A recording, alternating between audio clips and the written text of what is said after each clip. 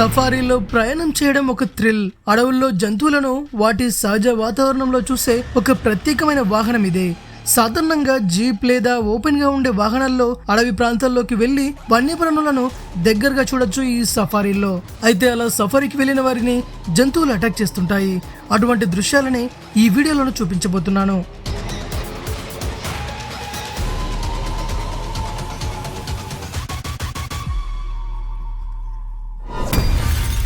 ఇక్కడ ఒక ఏనుగు తన పిల్లతో కలిసి కామ్గా రోడ్డు దాటుతుంది. బస్సులో ఉన్న వాళ్ళు కూడా సైలెంట్ గా అవి వెళ్లడం చూస్తున్నారు. కానీ అక్కడే ఉన్న ఇంకో ఏనుగు ఈ టూరిస్ట్ బస్ వాళ్ళు తనకు ప్రమాదం అనుకుని ఎలా పరిగెత్తుకుంటూ వచ్చి అటాక్ చేయడానికి వస్తుందో చూడండి. ఈ ఏనుగు అరుపులకు బస్ డ్రైవర్ బస్ ని ఫాస్ట్ గా నడుపుతున్నాడు. అయినా సరే ఆ ఏనుగు ఆ బస్ వెంబడే పరిగెత్తుకుంటూ వస్తోంది. దానికి గనక దొరికితే బస్ ని పచ్చడి చేసేస్తుంది. అలా అనుకునే లోపే ఆ ఏనుగు ఫాస్ట్ గా వచ్చి బస్ ని వెనుక నుండి గుద్దింది. అలా 2-3 గుద్దులు గుద్దుతూనే ఉంది. అయినా బస్ డ్రైవర్ బస్ ని ఆపలేదు. ఒకవేళ బస్ ఆపినా ఆగిపోయినా ఏం జరుగుతుందో మనకు తెలుసు కదా. కొందరు జంతువులను చాలా దగ్గరగా చూడాలనుకుంటారు. అయితే సఫారీ జీప్ లో కూర్చొని చూడడం కొంతవరకు సురక్షితం. కానీ వీళ్ళు ఖడ్గమృగాలను దగ్గరగా చూడాలనుకున్నారు. అవి ఒక చెట్టు దగ్గర ఉన్నాయి. వీళ్ళు మెల్లమెల్లగా వాటి వైపు నడుస్తున్నారు. వాటిని దగ్గర నుండి ఫోటోలు తీద్దామని. ఇందులోనే ఒక ఖడ్గమృగం వారిని చూసింది. చూసాక అది ఆగుతుందా, నా ఇలాకాలో కాలు పెట్టింది ఎవడ్రా అని పరిగెత్తుకుంటూ రానే వచ్చింది. అతను దాన్ని బెదిరించాడు. అది ఆగినట్టే ఆగి మళ్ళీ వారిపై దాడి చేయడానికి దూసుకు వచ్చింది. ఈ వీడియో అయితే బయటకు వచ్చింది కానీ తర్వాత ఏమైందో తెలియలేదు. ఇవే తగ్గించుకుంటే మంచిది. పొట్టు కొట్టుడంటే ఇదే. ఒక నదిలో సర్ఫింగ్ కి వచ్చారు కొందరు. అయితే వారిని కొన్ని మొసళ్ళు వెంబడించాయి. దాంతో చేత్తో ఉన్న తెడ్డుతో రప్ప దాని తలపై అంటిస్తూనే ఉన్నాడు. అలా చేయడంతో అది ఆగిపోయినట్టయింది. ఇంతలోనే మళ్ళీ అది దాడికి దిగింది. ఇతను మళ్ళీ తెడ్డుతో మొసలి తలపై కొడుతూనే ఉన్నాడు. చివరికి అది ఆగిపోయింది. దాంతో శభాష్రా బిడ్డ అని ఫ్రెండ్స్ అందరూ అతన్ని మెచ్చుకున్నారు. హిప్పోలు చాలా బరువుగా ఉంటాయి.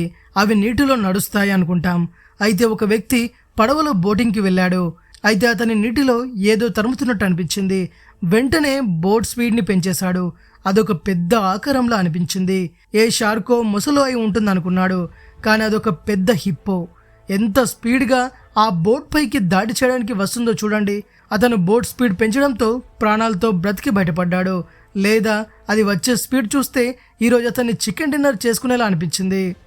ఇక్కడ ఒక సఫారీ ట్రక్ ని అడవి మధ్యలో ఆపేశారు. అక్కడ ఒక ఖడ్గమృగం ఉంది. అది ఉంటే మామూలుగా ఊరుకుంటుందా? దానికున్న పెద్ద కొమ్ముతో దాడి చేయడానికి వస్తుంది.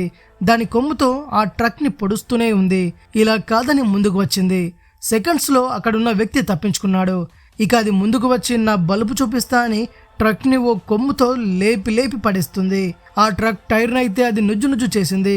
స్కూల్కి వెళ్లే పిల్లాడు మారం చేసినట్టు అది రానంటూ మొండి చేస్తుంది. చివరికి వీళ్ళు వినేలా లేరు. నేనే కాంప్రమైజ్ అవడం బెటర్ అని అది ట్రక్ ఎక్కేసింది. ఇక్కడ ఏనుగుల గుంపు సేదతీరుతూ ఉంటే మనుషులు వచ్చి వాటిని డిస్టర్బ్ చేశారు. అలా వచ్చి డిస్టర్బ్ చేస్తే ఎవరికైనా కోపం రాదు?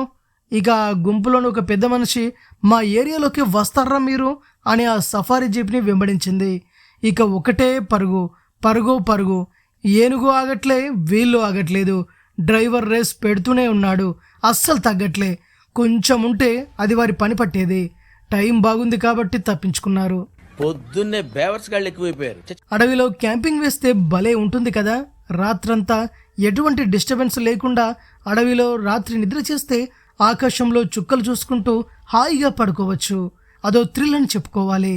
అలా చేయాలంటే ముందు గట్స్ ఉండాలి. అలా కొందరు అడవిలో క్యాంపింగ్ వేశారు. తెల్లారి లేచి చూస్తే అతని టెంటును సైలెంట్గా 2 సింహాలు వచ్చి నాకుతూ ఉన్నాయి. ఏంట్రా శబ్దం అని అతను లేచి చూసేసరికి ఒక్కసారిగా షాక్ అయ్యాడు.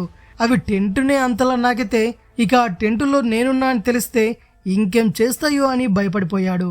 ఏం చేస్తాయి? నమ్మి లేవతల పడేస్తాయి. ఏం పిల్లగా అంత మంచిదేనా అని పలకరిద్దామని అనుకున్నారు. చక్కగా వీడియో తీసుకొని పో, నన్ను గెలక్కు అని అంటుంది ఈ సింహం.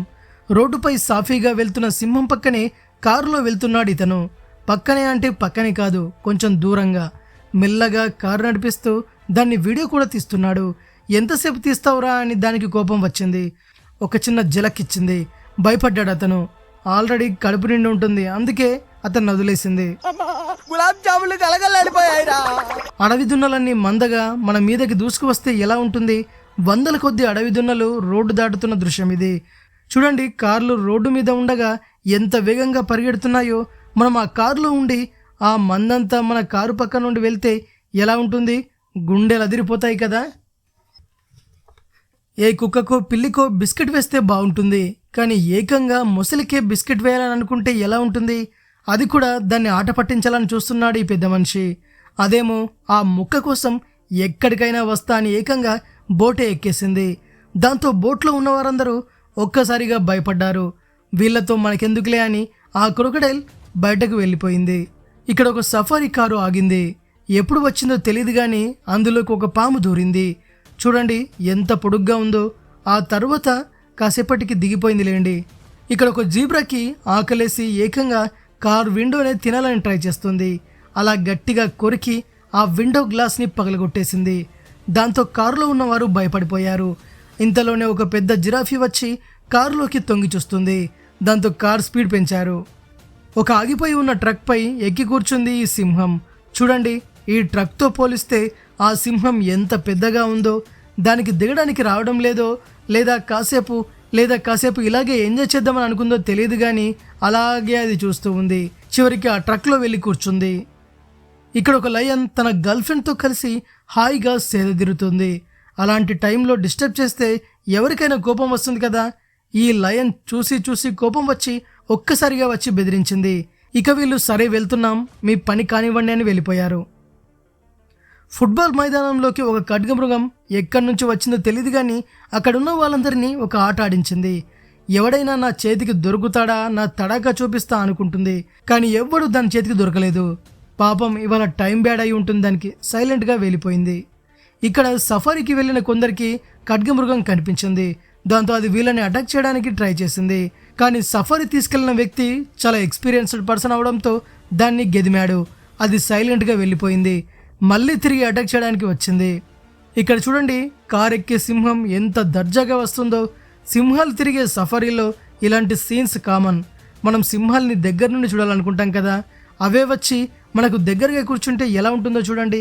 2 సింహాలు ఎంచక్కా వచ్చి కారు మీద కూర్చున్నాయి. సఫారీకి వెళ్తే మధ్యలో సింహం వస్తే ఎలా ఉంటుంది? 1, 2 కాదు, ఏకంగా సింహాల గుంపే జీప్కి అడ్డంగా నిలబడితే ఇంకెలా ఉంటుంది? థ్రిల్ ఏమో కానీ ఆ గుంపు కాస్త మన మీద ఎగబడితే వాటికి ఆహారం అవడం తప్ప ఇంకేముంటుంది చెప్పండి.